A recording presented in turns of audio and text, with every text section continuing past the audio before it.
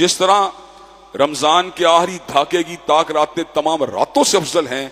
اس طرح ذی الحجہ کے دن تمام دنوں سے افضل ہیں، پورے سال کے سب سے بہترین ایام ہیں۔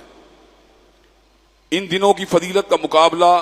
پورے سال کا کوئی دن نہیں کر سکتا۔ حضرات گرامی قدر، ان دنوں کے اندر تسبیح کرنا، تحلیل کرنا، تکبیر کہنا، تحمید کرنا، یہ ہم سب کی ذمہ داری بنتی ہے، اور ہمیں ان ایام کے اندر اللہ کی زیادہ سے زیادہ قربت حاصل کرنے کی کوشش کرنی چاہیے۔ ان ایام میں روزے رکھنا بالعموم یہ ایک اجر و ثواب کا کام ہے، لیکن خصوصیت سے 9 ذی الحجہ کا روزہ رکھنا، اس سے اللہ تبارک و تعالی گزشتہ 1 سال کے گناہ اور آئندہ 1 برس کے گناہوں کو معاف کر دیتا ہے۔ 9 ذی الحجہ ہمیں چاند کے لحاظ سے کرنی چاہیے، اس لیے کہ اب ہمیں اس بات کا پتہ ہے حج سعودی عرب میں ہو رہا ہے سیٹلائٹ کے ذریعے، ٹیلی فونوں کے ذریعے، موبائل کے ذریعے، لیکن جو ایک آفاقی طریقہ امت میں رائج تھا، چاند کو دیکھ کے ان چیزوں کو متعین کیا جاتا تھا۔ چونکہ 10 ذی الحجہ کو عید ہوتی ہے اور 9 ذی الحجہ کو حضرت رسول اللہ صلی اللہ علیہ وسلم نے غیر حاجیوں کو روزہ رکھنے کا حکم دیا کہ جس طرح حاجی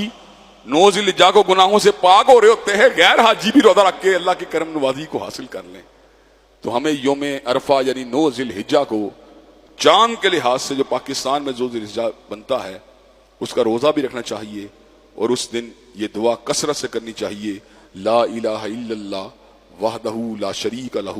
لہ الملک ولہ الحمد وہو علی کل شیء قدیر۔